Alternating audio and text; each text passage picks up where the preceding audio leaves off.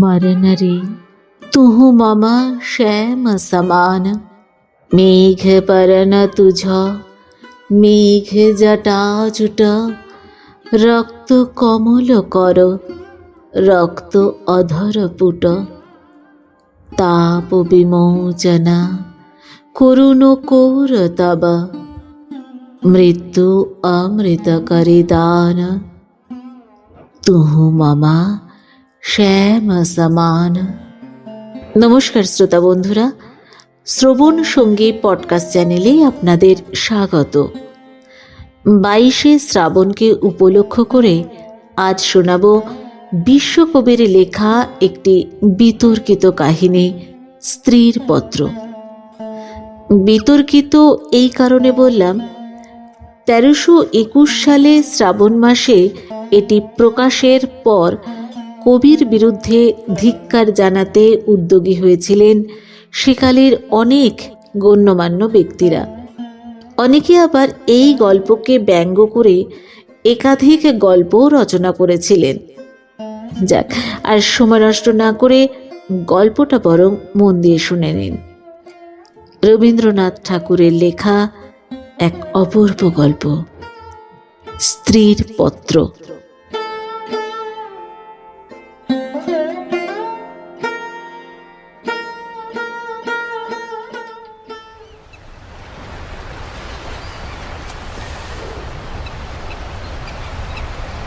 শ্রীচরণ কমলেশু, আজ 15 বছর আমাদের বিবাহ হয়েছে। আজ পর্যন্ত তোমাকে চিঠি লিখিনি। চিরদিন কাছেই পড়ে আছি। মুখের কথা অনেক শুনেছ, আমিও শুনেছি। চিঠি লিখবার মতো ফাঁকটুকু পাওয়া যায়নি। আজ আমি এসেছি তীর্থ করতে শ্রীক্ষেত্রে। তুমি আছো তোমার আপিসের কাজে। শামুকের সঙ্গে যে সম্বন্ধ, কলকাতার সঙ্গে তোমার তাই। সে তোমার দেহ ও মনের সঙ্গে এঁটে গিয়েছে। তাই তুমি আপিসে ছুটির দরখাস্ত করলে না। বিধাতার তাই অভিপ্রায় ছিল। তিনি আমার ছুটির দরখাস্ত মঞ্জুর করেছেন। আমি তোমাদের মেজ বউ। আজ 15 বছরের পরে এই সমুদ্রের ধারে দাঁড়িয়ে জানতে পেরেছি আমার জগৎ এবং জগদীশ্বরের সঙ্গে আমার অন্য সম্বন্ধও আছে। তাই আজ সাহস করে এই চিঠিখানি লিখছি। এই তোমাদের মেজ বউয়ের চিঠি নয়।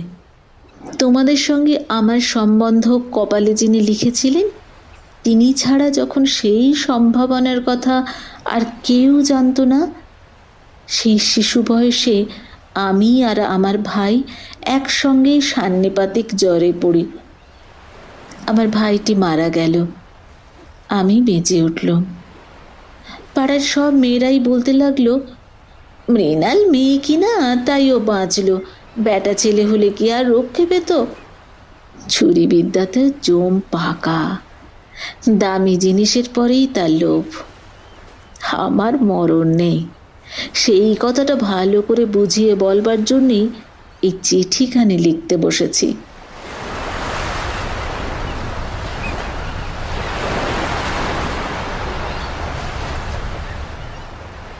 যেদিন তোমাদের দূর সম্পর্কের মামা তোমার বন্ধু নীরদকে নিয়ে কোণে দেখতে এলেন, তখন আমার বয়স 12। দুর্গম পাড়া গাঁয়ে আমাদের বাড়ি। সেখানে দিনের বেলায় শেয়াল ডাকে। স্টেশন থেকে 7 ক্রোশ একরা গাড়িতে এসে বাকি 3 মাইল কাঁচা রাস্তায় পালকি করে তবে আমাদের গাঁয়ে পৌঁছানো যায়। সেদিন তোমাদের কি হয়রানি! তার উপরে আমাদের বাঙাল দেশের রান্না। সেই রান্নার প্রহসন আজও মামা ভোলেননি। তোমাদের বড় বউয়ের রূপের অভাব মেজ বউকে দিয়ে পূরণ করবার জন্যই তোমার মায়ের একান্ত জেদ ছিল। নইলে এত কষ্ট করে আমাদের সে গাঁয়ে তোমরা যাবে কেন? বাংলাদেশে পিলে, যকৃৎ, অম্লশূল এবং খুনের জন্য তো কাউকে খোঁজ করতে হয় না। তারা আপনি এসে চেপে ধরে, কিছুতেই ছাড়তে চায় না। বাবার বুক দুরু করতে লাগলো। মা দুর্গা নাম জপ করতে লাগলেন। শহরের দেবতাকে পাড়া গাঁয়ের পূজারি কি দিয়ে সন্তুষ্ট করবে? মেয়ের রূপের উপরে ভরসা, কিন্তু সেই রূপের গোমর তো মেয়ের মধ্যে নেই। যে ব্যক্তি দেখতে এসেছে সে তাকে যে দামই দেবে সেই তার দাম। তাই তো হাজার রূপে গুণেও মেয়ে মানুষের সংকোচ কিছুতেই ঘোচে না। সমস্ত বাড়ির, এমনকি সমস্ত পাড়ার এই আতঙ্ক আমার বুকের মধ্যে পাথরের মতো চেপে বসল। সেদিনকার আকাশের যত আলো এবং জগতের সকল শক্তি যেন 12 বছরের একটা পাড়া গেয়ে মেয়েকে দুইজন পরীক্ষকের 2 জোড়া চোখের সামনে শক্ত করে তুলে ধরবার জন্য পেয়াদাগিরি করছিল। আমার কোথাও লুকোবার জায়গা ছিল না। সমস্ত আকাশকে কাঁদিয়ে দিয়ে বাঁশি বাজতে লাগলো। তোমাদের বাড়িতেই এসে উঠলুম।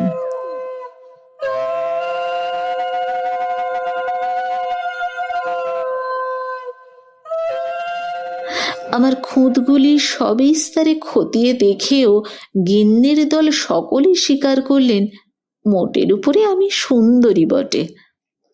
সে কথা শুনে আমার বড় জায়ের মুখ গম্ভীর হয়ে গেল।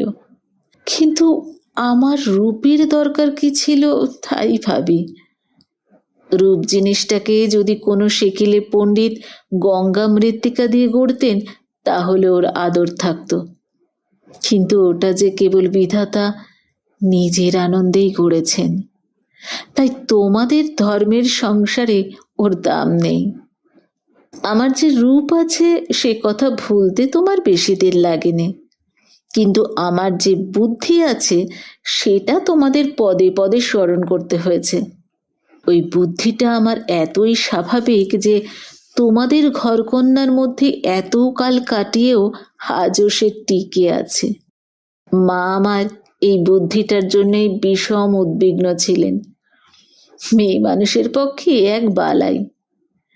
যাকে বাধা মেনে চলতে হবে সে যদি বুদ্ধিকে মেনে চলতে চায় তবে ঠোকর খেয়ে খেয়ে তার কপাল ভাঙবে। কিন্তু কি করব বলো? তোমাদের ঘরের বউয়ের যতটা বুদ্ধির দরকার বিধাতা অসতর্ক হয়ে আমাকে তার চেয়ে অনেকটা বেশি দিয়ে ফেলেছেন। সে আমি এখন ফিরিয়ে দিই কাকে? তোমরা আমাকে মেয়ে জ্যাঠা বলে 2 বেলা গাল দিয়েছ। কটু কথাই হচ্ছে অক্ষমের সান্ত্বনা। অতএব সে আমি ক্ষমা করলুম। আমার একটা জিনিস তোমাদের ঘরকন্যার বাইরে ছিল, সেটা কেউ তোমরা জানো না। আমি লুকিয়ে কবিতা লিখতুম। সে 6 মাস যাই হোক না, সেখানে তোমাদের অন্দরমহলে পাঁচিল ওঠেনি। সেইখানে আমার মুক্তি, সেইখানে আমি আমার মধ্যে যা কিছু তোমাদের মেজ বউকে ছড়িয়ে রয়েছে সে তোমরা পছন্দ করনি, চিনতেও পারোনি। আমি যে কবি সে এই 15 বছরেও তোমাদের কাছে ধরা পড়েনি। তোমাদের ঘরের প্রথম স্মৃতির মধ্যে সবচেয়ে যেটা আমার মনে যাচ্ছে সে তোমাদের গোয়াল ঘর। অন্দরমহলের সিঁড়িতে উঠবার ঠিক পাশের ঘরেই তোমাদের গরু থাকে। সামনের উঠোনটুকু ছাড়া তাদের আর নড়বার জায়গা নেই। সেই উঠোনের কোণে তাদের জাবনা দেবার কাঠের গামলা। সকালে বেহারার নানা কাজ। উপবাসী গরুগুলো ততক্ষণ সেই গামলার ধারগুলো চেটে চেটে চিবিয়ে চিবিয়ে খাবলা করে দিত। আমার প্রাণ কাঁদত। আমি পাড়া গাঁয়ের মেয়ে।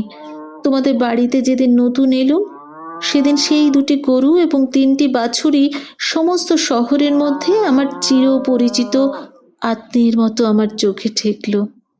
যতদিন নতুন বউ ছিলুম নিজে না খেয়ে লুকিয়ে ওদের খাওয়াতুম। যখন বড় হলুম তখন গরুর প্রতি আমার প্রকাশ্য মমতা লক্ষ্য করে আমার ঠাট্টার সম্পর্কীয়রা আমার গোত্র সম্বন্ধে সন্দেহ প্রকাশ করতে লাগলেন। আমার মেয়েটি জন্ম নিয়েই মারা গেল। আমাকেও সে সঙ্গে যাবার সময় ডাক দিয়েছিল। সে যদি বেঁচে থাকতো তাহলে সেই আমার জীবনে যা কিছু বড়, যা কিছু সত্য সমস্ত এনে দিত। তখন মেজ বউ থেকে একেবারে মা হয়ে বসতুম। মা যে এক সংসারের মধ্যে থেকেও বিশ্ব সংসারের মা হবার দুঃখটুকু পেলুম। কিন্তু মা হবার মুক্তিটুকু পেলুম না।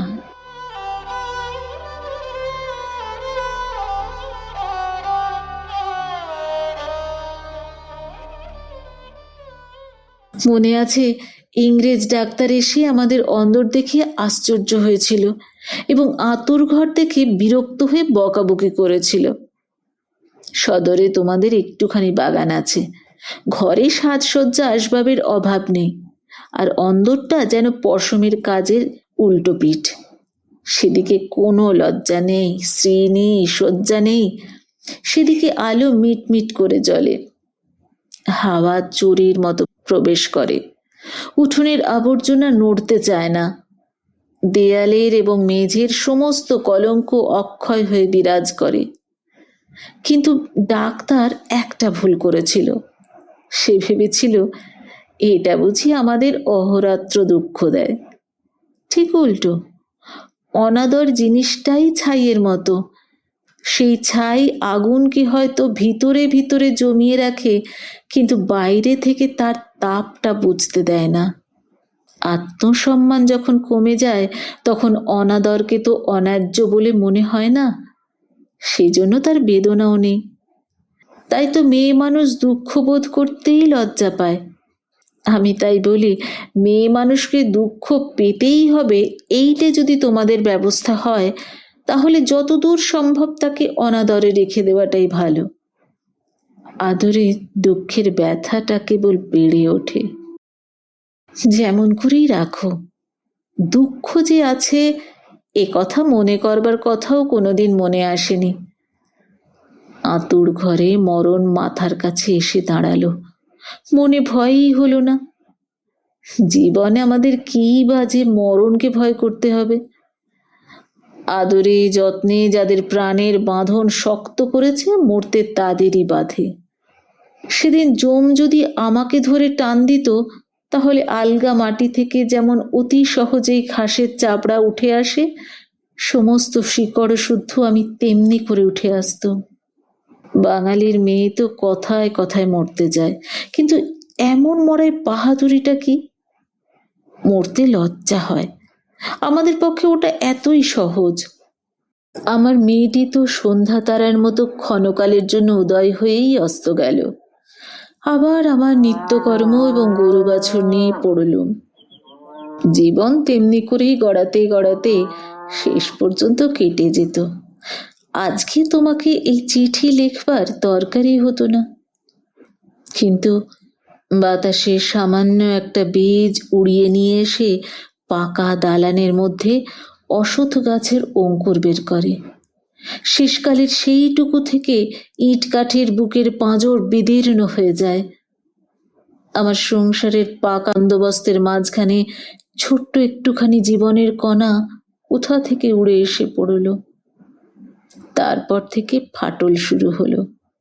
বিধবা মার মৃত্যুর পরে আমার বড় জায়ের বোন বিন্দু তার খুড়তুতো ভাইদের অত্যাচারে আমাদের বাড়িতে তার দিদির কাছে এসে যেদিন আশ্রয় নিলে, তোমরা সেদিন ভাবলে হে আবার কোথাকার আপদ।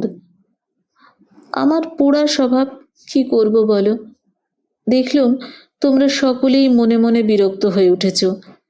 সেই জন্যই এই নিরাশ্রয় মেয়েটির পাশে আমার সমস্ত মন যেন একেবারে কোমর বেঁধে দাঁড়ালো। পরের বাড়িতে পরের অনিচ্ছাতে এসে আশ্রয় নেওয়া, সে যে কত বড় অপমান।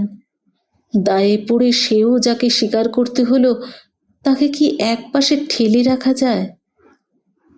তারপরে দেখলুম আমার বড় জায়ের দশা। তিনি নিতান্ত দরদে পড়ে বোনটিকে নিজের কাছে এনেছেন, কিন্তু যখন দেখলেন স্বামীর অনিচ্ছা, তখন এমনই ভাব করতে লাগলেন যেন এ তাঁর এক বিষম বালাই, যেন একে দূর করতে পারলেই তিনি বাঁচেন। এই অনাথা বোনটিকে মন খুলে প্রকাশ্যে স্নেহ দেখাবেন, সে সাহস তাঁর হলো না। তিনি পতিব্রতা। তার এই সংকট দেখে আমার মন আরো ব্যথিত হয়ে উঠল। দেখলুম বড় যা সকলকে একটু বিশেষ করে দেখিয়ে দেখিয়ে বিন্দুর খাওয়া পড়ার এমনই মোটা রকমের ব্যবস্থা করলেন যে, এবং বাড়ির সর্বপ্রকার দাসী বৃত্তিতে তাকে এমনভাবে নিযুক্ত করলেন যে আমার কেবল দুঃখ নয়, লজ্জা বোধ হলো।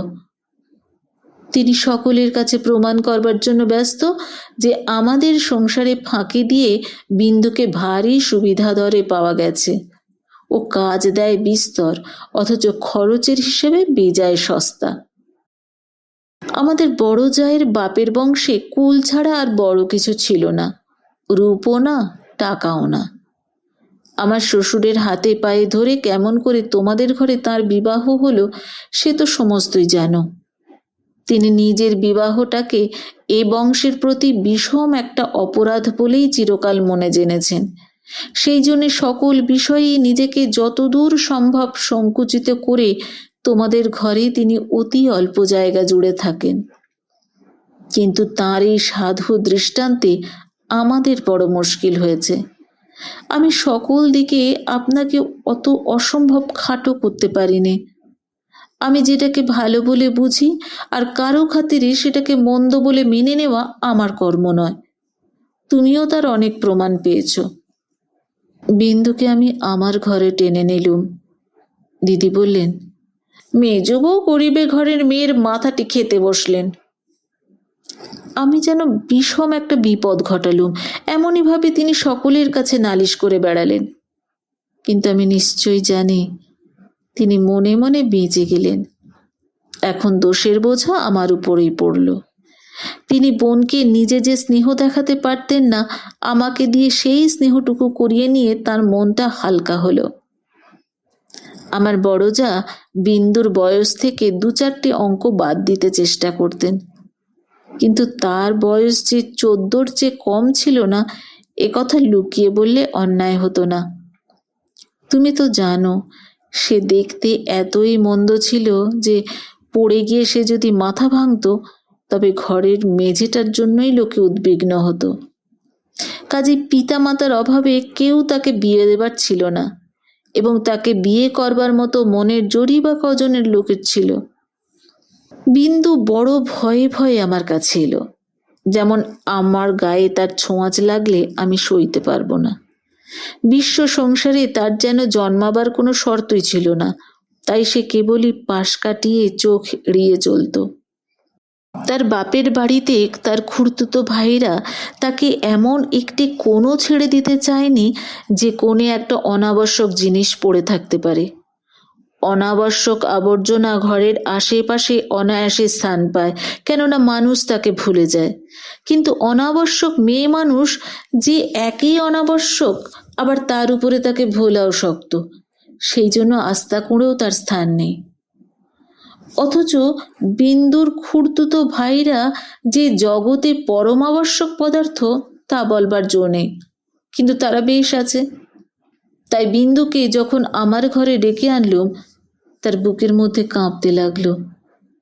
তার ভয় দেখে আমার বড় দুঃখ হলো। আমার ঘরে যে তার একটুখানি জায়গা আছে সেই কথাটি আমি অনেক আদর করে তাকে বুঝিয়ে দিলাম। কিন্তু আমার ঘর শুধু তো আমারই ঘর নয়, কাজেই আমার কাজটি সহজ হলো না। 2-4 দিন আমার কাছে থাকতেই তার গায়ে লাল লাল কি উঠল। হয়তো সে ঘামাচি, নয়তো আর কিছু হবে। তোমরা বললে বসন্ত, কেননা ও যে বিন্দু। তোমাদের পাড়ার এক অনাড়ি ডাক্তার এসে বললে আর 2-1 দিন না গেলে ঠিক বলা যায় না। কিন্তু সেই 2-1 দিনে সবুর সইবে কে? বিন্দু তো তার ব্যামোর লজ্জাতেই মরবার জো হলো। আমি বললুম, বসন্ত হয়তো হোক, আমি আমাদের সেই আঁতুড় ঘরে ওকে নিয়ে থাকবো, আর কাউকে কিছু করতে হবে না। এই নিয়ে আমার উপরে তোমরা যখন সকলে মার মূর্তি ধরেছ, এমনকি বিন্দুর দিদিও যখন অত্যন্ত বিরক্তির ভান করে পোড়া কপালে মেয়েটাকে হাসপাতালে পাঠাবার ব্যবস্থা করছেন, এমন সময় গায়ের সমস্ত লাল দাগ একদম মিলিয়ে গেল। তোমরা দেখি তাতে আরো ব্যস্ত হয়ে উঠলে, বললে নিশ্চয়ই বসন্ত বসে গিয়েছে, কেননা ও যে বিন্দু। অনাদরে মানুষ হবার একটা মস্ত গুণ শরীরটাকে তাতে একেবারে অজর অমর করে তোলে। ব্যায়ামও হতেই চায় না। মরার সদর রাস্তাগুলো একেবারেই বন্ধ। রোগ তাই ওকে ঠাট্টা করে গেল, কিছুই হলো না। কিন্তু এটা বেশ বোঝা গেল পৃথিবীর সবচেয়ে অকিঞ্চিৎকর মানুষকে আশ্রয় দেওয়াই সবচেয়ে কঠিন। আশ্রয়ের দরকার তার যত বেশি, আশ্রয়ের বাধাও তেমনই বিষম। আমার সম্বন্ধে বিন্দুর ভয় যখন ভাঙল, তখন ওকে আর এক গেরোয় ধরল। আমাকে এমনই ভালোবাসতে শুরু করলে যে আমাকে ভয় ধরিয়ে দিলে। ভালোবাসার এরকম মূর্তি সংসারে তো কোনোদিন দেখিনি। বইয়েতে পড়েছি বটে, সেও মেয়ে পুরুষের মধ্যে। আমার যে রূপ ছিল সে কথা আমার মনে করবার কোনো কারণ বহুকাল ঘটেনি। এতদিন পরে সেই রূপটা নিয়ে পড়ল এই কুশ্রী মেয়েটি। আমার মুখ দেখে তার চোখের আশ আর মিটত না। বলতো, দিদি, তোমার এই মুখখানি আমি ছাড়া আর কেউ দেখতে পায়নি। যেদিন আমি নিজের চুল নিজে বাঁধতাম সেদিন তার ভারী অভিমান। আমার চুলের বোঝা 2 হাত দিয়ে নাড়তে চাড়তে তার ভারী ভালো লাগতো। কোথাও নিমন্ত্রণে যাওয়া ছাড়া আমার সাজগোজের তো দরকার ছিল না, কিন্তু বিন্দু আমাকে অস্থির করে রোজই কিছু না কিছু সাজ করাতো। মেয়েটা আমাকে নিয়ে একেবারে পাগল হয়ে উঠল। তোমাদের অন্দরমহলে কোথাও জমি 1 ছটাক নেই। উত্তর দিকের পাঁচিলের গায়ে নর্দমার ধারে কোনো গতিকে একটা গাব গাছ জন্মেছে। যেদিন দেখতুম সেই গাবের গাছের নতুন পাতাগুলি রাঙা টকটকে হয়ে উঠেছে, সেই দিন জানতুম ধরাতলে বসন্ত এসেছে বটে। আমার ঘরকন্যার মধ্যে অনাদৃত মেয়েটার চিত্ত যেদিন আগাগোড়া এমন রঙিন হয়ে উঠল, সেদিন আমি বুঝলুম হৃদয়ের জগতেও একটা বসন্তের হাওয়া আছে। সে কোন স্বর্গ থেকে আসে, গলির মোড় থেকে আসে না। বিন্দুর ভালোবাসার দুঃসহ বেগে আমাকে অস্থির করে তুলেছিল। একবার তার উপর রাগ হতো, সে কথাও স্বীকার করি, কিন্তু তার এই ভালোবাসার ভিতর দিয়ে আমি আপনার একটা স্বরূপ দেখলাম যে আমি জীবনে আর কোনো দিন দেখিনি। সেই আমার মুক্ত স্বরূপ। এদিকে বিন্দুর মতো মেয়েকে আমি যে এতটা আদর যত্ন করছি, তোমাদের অত্যন্ত বাড়াবাড়ি বলে ঠেকল। এর জন্যে যত খুঁত খিটখিটের অন্ত ছিল না। যেদিন আমার ঘর থেকে বাজুবন্ধ চুরি গেল, সেই চুরিতে বিন্দুর যে কোনো রকমের হাত ছিল এই কথার আভাস দিতে তোমাদের লজ্জা হলো না। যখন স্বদেশী হাঙ্গামায় লোকের বাড়ি তল্লাশি হতে লাগলো, তখন তোমরা অনায়াসে সন্দেহ করে বসলে যে বিন্দু পুলিশের পোষা মেয়েচর। তার আর কোনো প্রমাণ ছিল না, কেবল এই প্রমাণই যে ও বিন্দু। তোমাদের বাড়ির দাসীরা ওর কোনো রকম কাজ করতে আপত্তি করত। তাদের কাউকে ওর কাজ করবার ফরমাশ করলে ও মেয়েও একেবারে সংকোচে যেন আড়ষ্ট হয়ে উঠত। এই সকল কারণেই ওর জন্যে আমার খরচ বেড়ে গেল। আমি বিশেষ করে একজন আলাদা দাসী রাখলুম। সেটা তোমাদের ভালো লাগেনি। বিন্দুকে আমি যেসব কাপড় পরতে দিতুম তা দেখে তুমি এত রাগ করেছিলে যে আমার হাত খরচের টাকাটা বন্ধ করে দিলে। তারপর দিন থেকে আমি 5 শিকে দামের জোড়া মোটা কোড়া কলের ধুতি পরতে আরম্ভ করে দিলুম। আর মতির মা যখন আমার এঁটো ভাতের থালা নিয়ে যেতে এলো, তাকে বারণ করে দিলুম। আমি নিজে উঠোনের কলতলায় গিয়ে এঁটো ভাত বাছুরকে খাইয়ে বাসন মেজেছি। একদিন হঠাৎ সেই দৃশ্য দেখে তুমি খুব খুশি হওনি। আমাকে খুশি না করলেও চলে, আর তোমাদের খুশি না করলেই নয়। এই সুবুদ্ধিটা আজ পর্যন্ত আমার ঘটে এলো না। এদিকে তোমাদের রাগও যেমন বেড়ে উঠছে, বিন্দুর বয়সও তেমনি বেড়ে চলেছে। সেই স্বাভাবিক ব্যাপারে তোমরা অস্বাভাবিক রকমের বিব্রত হয়ে উঠেছিলে। একটা কথা মনে করে আমি আশ্চর্য হই, তোমরা জোর করে কেন বিন্দুকে তোমাদের বাড়ি থেকে বিদেয় করে দাওনি? আমি বেশ বুঝি তোমরা আমাকে মনে মনে ভয় করো। বিধাতা যে আমাকে বুদ্ধি দিয়েছিলেন, ভিতরে ভিতরে তার খাতির না করে তোমরা বাঁচো না। অবশেষে বিন্দুকে নিজের শক্তিতে বিদায় করতে না পেরে তোমরা প্রজাপতি দেবের শরণাপন্ন হলে। বিন্দুর বর ঠিক হলো। বড়জা বললেন, বাঁচলুম, মা কালী আমাদের বংশের মুখ রক্ষা করলেন। বর কেমন তা জানি নে, তোমাদের কাছে শুনলাম সকল বিষয়ই ভালো। বিন্দু আমার পা জড়িয়ে ধরে কাঁদতে লাগলো, বললে, দিদি, আমার আবার বিয়ে করা কেন? আমি তাকে অনেক বুঝিয়ে বললাম, বিন্দু, তুই ভয় করিস নে, শুনেছি তোর বর ভালো।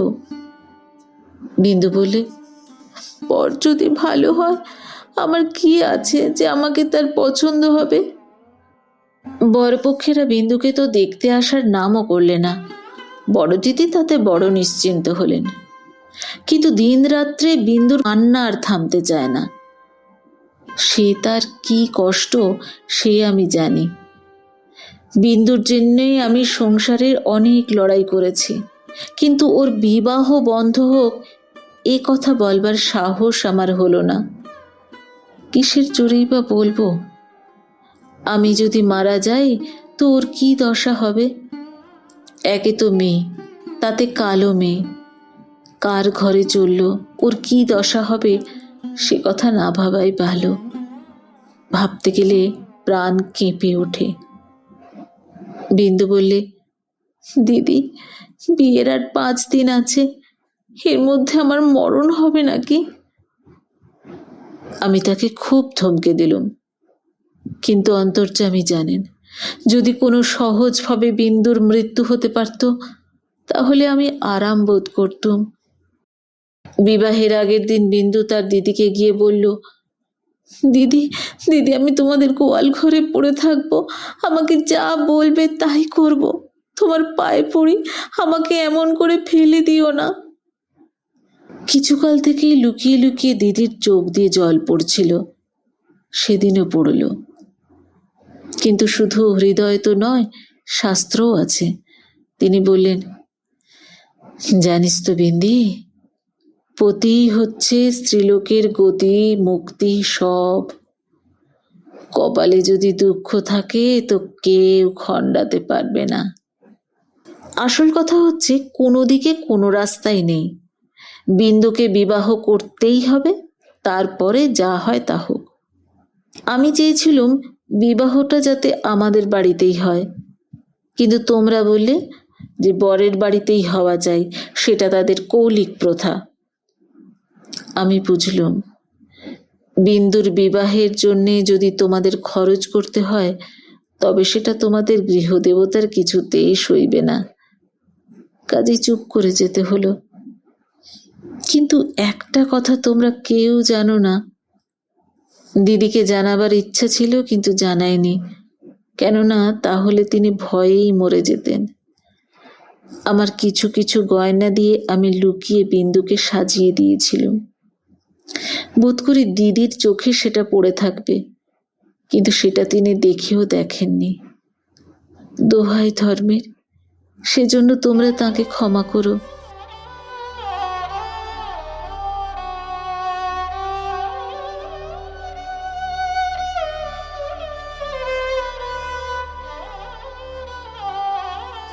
যাবার আগে বিন্দু আমাকে জড়িয়ে ধরে বলল, দিদি, আমাকে তোমরা তাহলে নিতান্তই ত্যাগ করলে? আমি বললাম, না বিন্দি, তোর যেমন দশাই হোক না কেন আমি তোকে শেষ পর্যন্ত ত্যাগ করব না।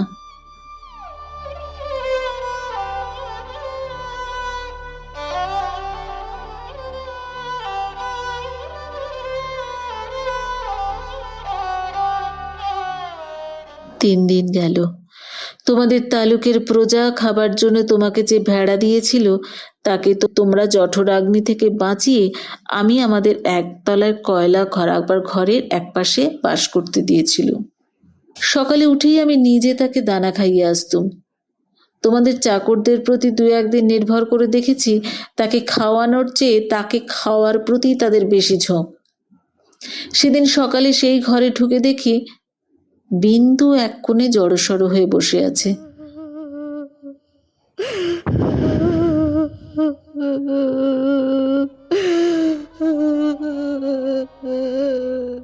আমাকে দেখেই আমার পা জড়িয়ে ধরে লুটিয়ে পড়ে নিঃশব্দে কাঁদতে লাগলো। বিন্দুর স্বামী পাগল। সত্যি বলছিস বিন্দি? এত বড় মিথ্যে কথা তোমাদের কাছে বলতে পারি দিদি? তিনি পাগল। শ্বশুরের এই বিবাহে মত ছিল না, কিন্তু তিনি আমার শাশুড়িকে জমের মতো ভয় করেন। তিনি বিবাহের পূর্বেই কাশি চলে গেছেন। শাশুড়ি জেদ করে তার ছেলের বিয়ে দিয়েছেন। আমি সেই রাশ করা কয়লার উপর বসে পড়লুম। মেয়ে মানুষকে মেয়ে মানুষ দয়া করে না বলে, ও তো মেয়ে মানুষ বই তো নয়। ছেলে হোক না পাগল, সে তো পুরুষ বটে।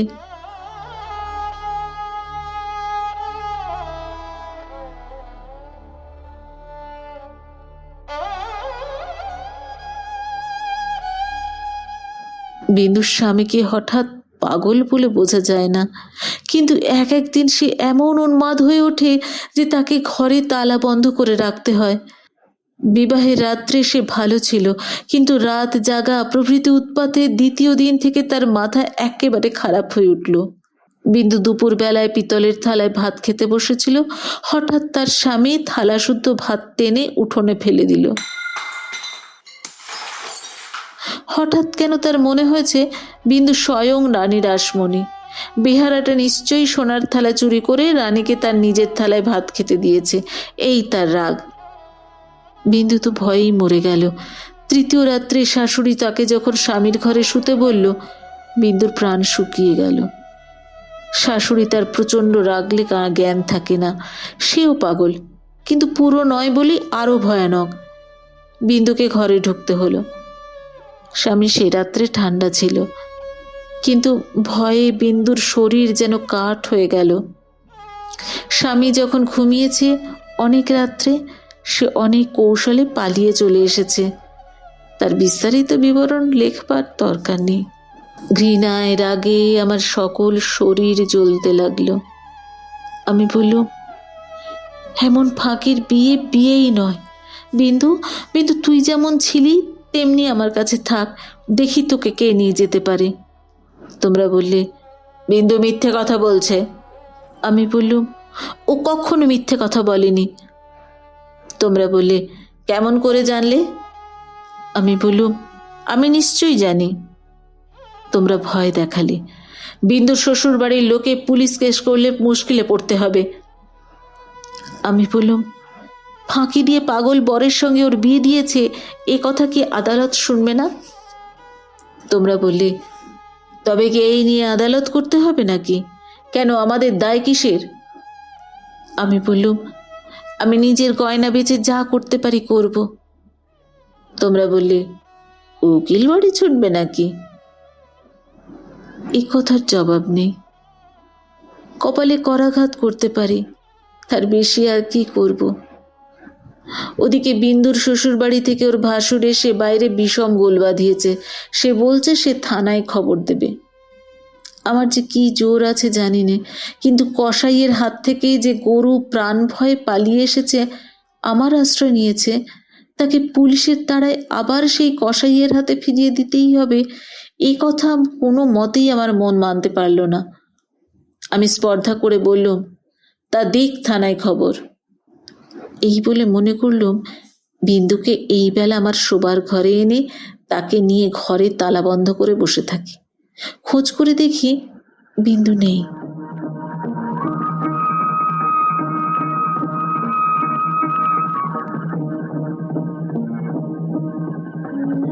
তোমাদের সঙ্গে আমার বাদ প্রতিবাদ যখন চলছিল, তখন বিন্দু আপনি বাইরে গিয়ে তার ভাসুরের কাছে ধরা দিয়েছে।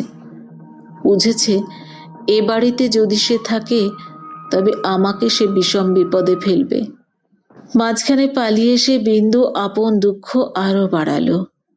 তার শাশুড়ির তর্ক এই যে, তার ছেলে তো ওকে খেয়ে ফেলছিল না, মন্দ স্বামীর দৃষ্টান্ত সংসারে দুর্লভ নয়, তাদের সঙ্গে তুলনা করলে তার ছেলে যে সোনার চাঁদ। আমার বড়জা বললেন, ওর পোড়া কপাল, তা নিয়ে দুঃখ করে কি করব? তা পাগল হোক ছাগল হোক, স্বামী তো বটে। কুষ্ঠরোগীকে কোলে করে তার স্ত্রী বেশ্যার বাড়িতে নিজে পৌঁছে দিয়েছে। সতীসাধ্যের সেই দৃষ্টান্ত তোমাদের মনে জাগছিল। জগতের মধ্যে অধমতম কাপুরুষতার এই গল্পটা প্রচার করতে আসতে তোমাদের পুরুষের মনে আজ পর্যন্ত একটুও সংকোচ বোধ হয়নি। সেই জন্যই মানব জন্ম নিয়েও বিন্দুর ব্যবহারে তোমরা তা রাগ করতে পেরেছ। তোমাদের মাথা হেঁট হয়নি। বিন্দুর জন্য আমার বুক ফেটে গেল, কিন্তু তোমাদের জন্য আমার লজ্জার সীমা ছিল না। আমি তো পাড়া গিয়ে মেয়ে, তার উপরে তোমাদের ঘরে পড়েছি। ভগবান কোন ফাঁক দিয়ে আমার মধ্যে এমন বুদ্ধি দিলেন! তোমাদের এই সব ধর্মের কথা আমি যে কিছুতেই সইতে পারলাম না। আমি নিশ্চয়ই জানতুম মরে গেলেও বিন্দু আমাদের ঘরে আর আসবে না, কিন্তু আমি যে তাকে বিয়ের আগের দিন আশা দিয়েছিলাম যে তাকে শেষ পর্যন্ত ত্যাগ করব না। আমার ছোট ভাই শরৎ কলকাতার কলেজে পড়ছিল। তোমরা জানোই তো, যত রকমের ভলান্টিয়ারি করা, প্লেগের পাড়ার ইঁদুর মারা, দামোদরের বন্যায় ছোটা, এতেই তার এত উৎসাহ যে উপরে উপরে দুবার সে FA পরীক্ষায় ফেল করেও কিছুমাত্র দমে যায়নি।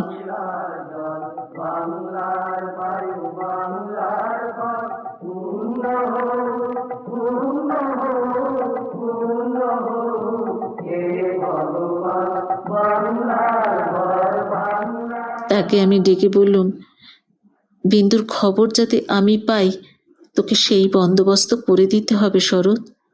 বিন্দু আমাকে চিঠি লিখতে সাহস করবে না, লিখলেও আমি পাবো না। এরকম কাজের চেয়ে যদি তাকে বলতুম বিন্দুকে ডাকাতি করে আনতে কিংবা তার পাগল স্বামীর মাথা ভেঙে দিতে, তাহলে সে বেশি খুশি হতো। শরতের সঙ্গে আলোচনা করছি, এমন সময় তুমি ঘরে এসে বললে, আবার কি হাঙ্গামা বাঁধিয়েছ? আমি বললুম, সেই যে সব গোড়ায় বাঁধিয়েছিলাম, তোমাদের ঘরে এসেছিল, কিন্তু সে তো তোমাদেরই কীর্তি। তুমি জিজ্ঞাসা করলে, বিন্দুকে আবার এনে কোথাও লুকিয়ে রেখেছ? আমি বললুম, বিন্দু যদি আসতো তাহলে নিশ্চয়ই এনে লুকিয়ে রাখতুম, কিন্তু সে আসবে না, তোমাদের ভয় নেই। শরৎকে আমার কাছে দেখে তোমাদের সন্দেহ আরো বেড়ে উঠল। আমি জানতুম শরৎ আমাদের বাড়ি যাতায়াত করে, এ তোমরা কিছুতেই পছন্দ করতে না। তোমাদের ভয় ছিল ওর পরে পুলিশের দৃষ্টি আছে, কোন দিন ও কোন রাজনৈতিক মামলায় পড়বে তখন তোমাদের শুদ্ধ জড়িয়ে ফেলবে। সেই জন্য আমি ওকে ভাই ফোঁটা পর্যন্ত লোক দিয়ে পাঠিয়ে দিতুম, ঘরে ডাকতুম না। তোমার কাছে শুনলুম বিন্দু আবার পালিয়েছে, তাই তোমাদের বাড়িতে তার ভাসুর খোঁজ করতে এসেছে। শুনে আমার বুকের মধ্যে শেল বিঁধল। হতভাগিনীর যে কি অসহ্য কষ্ট তা বুঝলুম, অথচ কিছুই করবার রাস্তা নেই। শরৎ খবর নিতে ছুটল। সন্ধ্যার সময় ফিরে এসে আমাকে বলল, বিন্দু তার খুড়তুতো ভাইদের বাড়ি গিয়েছিল, কিন্তু তারা তুমুল রাগ করে তখনই আবার তাকে শ্বশুর বাড়ি পৌঁছে দিয়ে গেছে। এর জন্য তাদের খেসারত এবং গাড়ি ভাড়া যা দণ্ড যা তা ঘটেছে, তার ঝাঁজ এখনো তাদের মন থেকে মরেনি। তোমাদের খুড়িমা শ্রীক্ষেত্রে তীর্থ করতে যাবেন বলে তোমাদের বাড়িতে এসে উঠেছেন। আমি তোমাদের বললুম, আমিও যাব।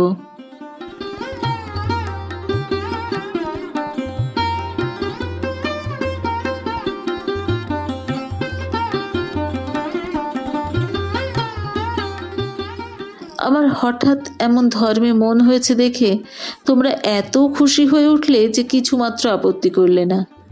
এ কথাও মনে ছিল যে এখন যদি কলকাতায় থাকি তবে আবার কোন দিন বিন্দুকে নিয়ে ফ্যাসাদ বাঁধিয়ে বসবো। আমাকে নিয়ে বিষম ল্যাঠা। বুধবারে আমার যাবার দিন। রবিবারে সমস্ত ঠিক হলো। আমি শরৎকে ডেকে বললুম, যেমন করে হোক বিন্দুকে বুধবার পুরী যাবার গাড়িতে তোকে তুলে দিতে হবে। শরতের মুখ প্রফুল্ল হয়ে উঠল।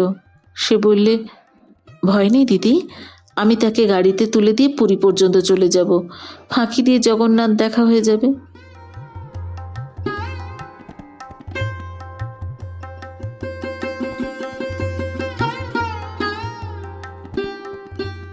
সেই দিন সন্ধ্যার সময় শরৎ আবার এলো। তার মুখ দেখেই আমার বুক দমে গেল। আমি বললুম, কি শরৎ, সুবিধে হলো না বুঝি?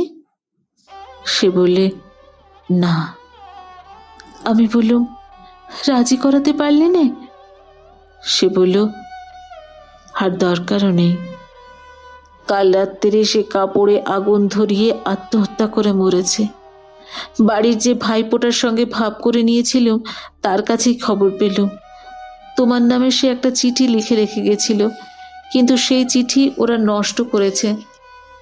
যাক, শান্তি হলো।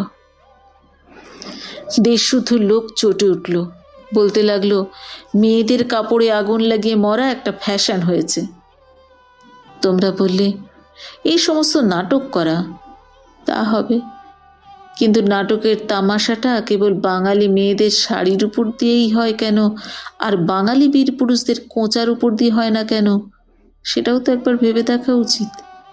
বিন্দিটার এমনি পোড়া কপাল বটে। যতদিন বেঁচে ছিল রূপে গুণে কোনো যশ পায়নি।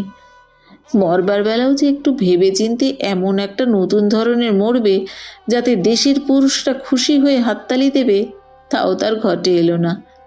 লোকদের চটিয়ে দিলে। দিদি ঘরের মধ্যে লুকিয়ে কাঁদলেন, কিন্তু সেই কান্নার মধ্যে একটা সান্ত্বনা ছিল। যাই হোক না কেন, তবু রক্ষা হয়েছে। মরেছে বই তো না, বেঁচে থাকলে কি না হতে পারত।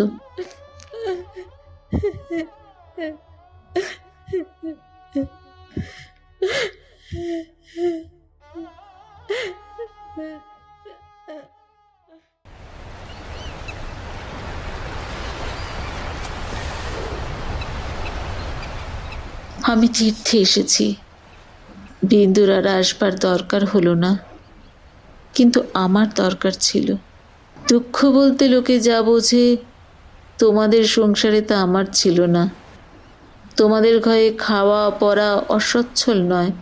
তোমার দাদার চরিত্র যেমনই হোক, তোমার চরিত্রে এমন কোনো দোষ নেই যাতে বিধাতাকে মন্দ বলতে পারি।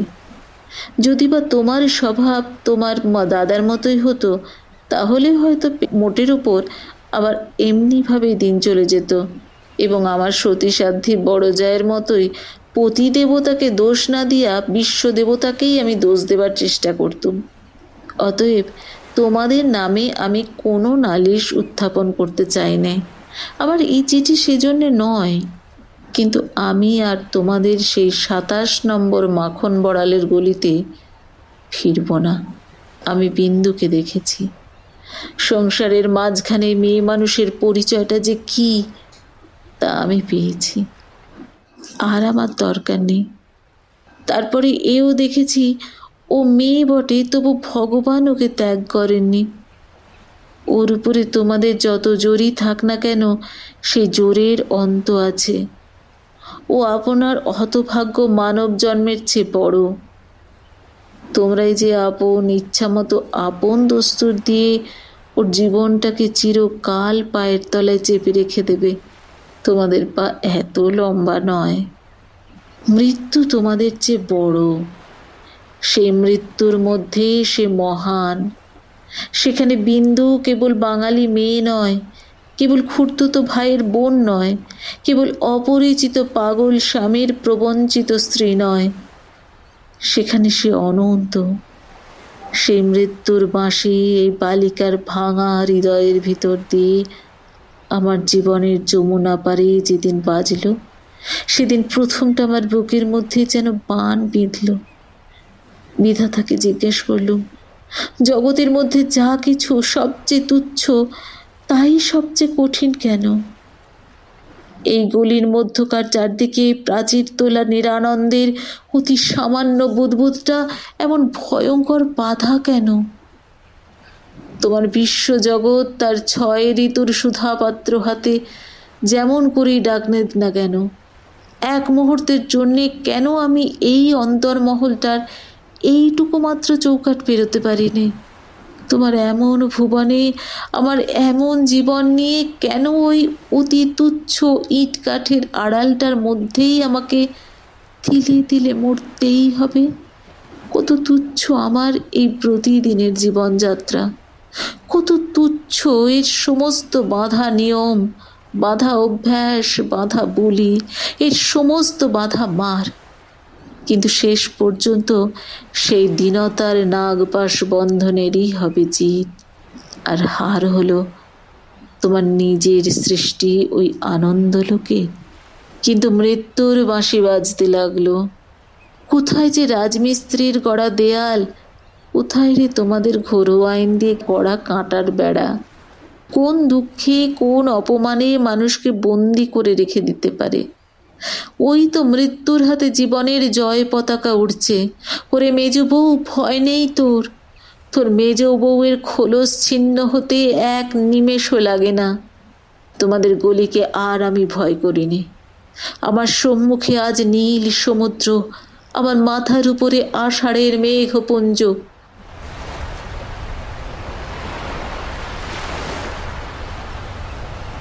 তোমাদের অভ্যাসের অন্ধকারে আমাকে ঢেকে রেখে দিয়েছিলে। ক্ষণকালের জন্য ওই বিন্দু এসে সেই আবরণের ছিদ্র দিয়ে আমাকে দেখে নিয়েছিল। সেই মেয়েটাই তার আপনার মৃত্যু দিয়ে আমার আবরণখানা আগাগোড়া ছিন্ন করে দিয়ে গেল। আজ বাইরে এসে দেখি আমার গৌরব রাখবার আর জায়গা নেই। আমার এই অনাদৃত রূপ যার চোখে ভালো লেগেছে, সেই সুন্দর সমস্ত আকাশ দিয়ে আমাকে চেয়ে দেখছেন। এইবার মরেছে মেজ বউ। তুমি ভাবছো আমি মরতে চাচ্ছি? ভয় নেই, অমন পুরনো ঠাট্টা তোমাদের সঙ্গে আমি করব না। মীরাবাইও তো আমারই মতো মেয়ে মানুষ ছিল, তার শিকলও তো কম ভারী ছিল না। তাকে তো বাঁচবার জন্য মরতে হয়নি। মীরাবাই তার গানে বলেছিল, ছাড়ুক বাপ, ছাড়ুক মা, ছাড়ুক যে যেখানে আছে, মীরা কিন্তু লেগেই রইল প্রভু, তাতে তার যা হবার তা হোক। এই লেগে থাকাই তো বেঁচে থাকা। আমিও বাঁচব, আমি বাঁচলুম। তোমাদের চরণ তলাশ্রয় ছিন্ন, মৃণাল।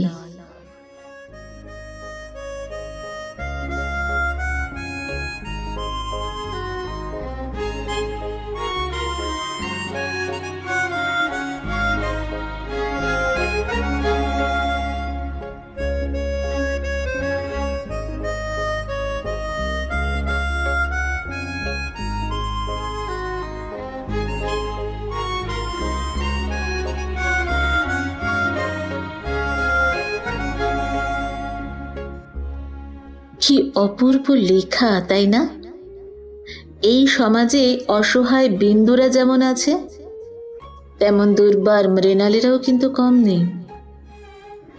নারীকে আপন ভাগ্য জয় করিবার কেন নাহি দেবে অধিকার, হে বিধাতা? এই প্রশ্ন তো স্বয়ং রবি ঠাকুরেরই। আপনার যদি আজকের গল্পটা ভালো লেগে থাকে তাহলে শেয়ার করতে ভুলবেন না। আপনার বক্তব্য যদি কমেন্ট বক্সে লিখে দেন তাহলে খুব ভালো লাগবে। আর হ্যাঁ, চ্যানেলটা যদি সাবস্ক্রাইব করা না থাকে তাহলে অবশ্যই করে নেবেন। আজকের মতো বিদায় নিচ্ছি। আমি মিঠু। শুনতে থাকুন শ্রবণ সঙ্গী, আপনার কানের আরাম।